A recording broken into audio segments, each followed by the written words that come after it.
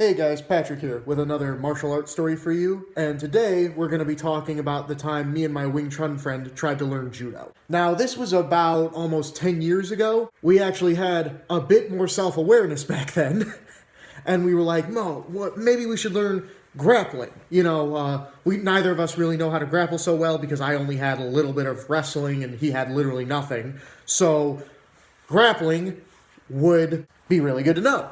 But you know how we were back then. Oh, Brazilian Jiu-Jitsu is bullshit. Even though there's a lot of schools we could go to that could teach us grappling, very easily. Brazilian Jiu-Jitsu is bullshit, and so is MMA. So going to an MMA school or a Brazilian Jiu-Jitsu school, that's fucking stupid. Let's not go to either of those places to learn how to grapple. So what we did was we shopped around for a Judo school. Just because it's Japanese, it's inherently better for some fucking reason. Legitimately, this was our logic back then. However, Judo was extremely uncommon in our area. So, we just had no luck with it.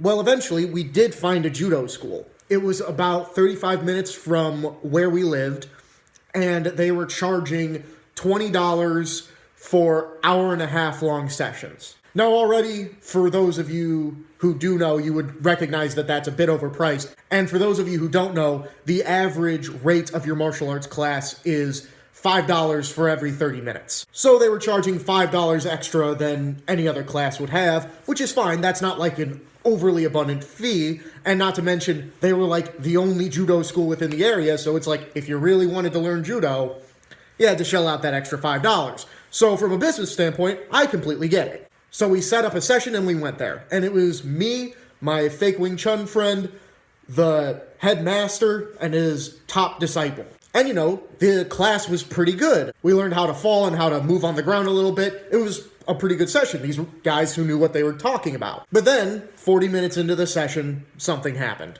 Another guy entered the building. He was the owner of the studio, and he was the head karate instructor of the karate classes that were held at that dojo. And this guy was an absolute fucking prick. Despite knowing nothing of grappling, and it being a grappling class, he would constantly interject with what the judo teacher was teaching. Like, the judo teacher would teach us, like, this throw or whatever, and then he would be like, well, that's a pretty good option, but you see, if you were to throw an uppercut from that position, it would be far more deadly and effective.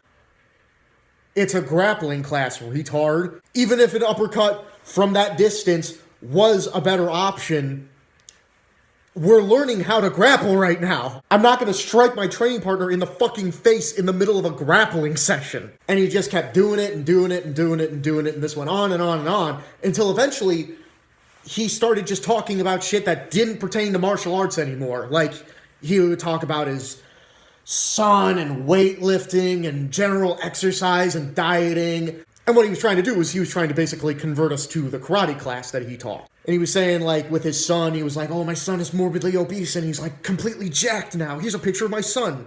And he pulled up a picture of his son, and his son looked fit, and if he was fat, then he did lose a lot of weight, and congratulations to him. He was not jacked by any measure of the word. But he was saying he got his son that way because he knows how to exercise, and, he knows all this fitness shit and all about fighting, so, you should really sign up for his classes as well. And it's like, dude, well, if that's all true, then why the fuck are you 300 pounds? Why don't you apply any of that knowledge to yourself?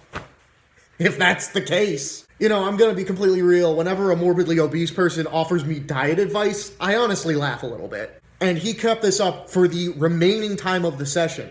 So, roughly half the time was literally spent on this dude just being a fucking asshole, trying to convert us to the karate class, and trying to just undermine the judo guy. Not to mention the shit that he was selling wasn't anything unique outside of any other McDojo. Shit like talking about, like, I'll teach you how to kick to the groin better, and I'll teach you how to, like, break someone's kneecap by fucking, like, kicking it so hard with such force and ferocity that their knee will just fucking shatter under the pressure. Your fists will be so mighty, I'll teach you how to, like, gouge someone's eyes effectively, shit like that. Nothing, like I said, that any other McDojo doesn't try to peddle, like, you'll be a fucking monster after, like, just a few months of my training, so you better sign up. And, you know, you could just see the frustration on both of those judo guys' face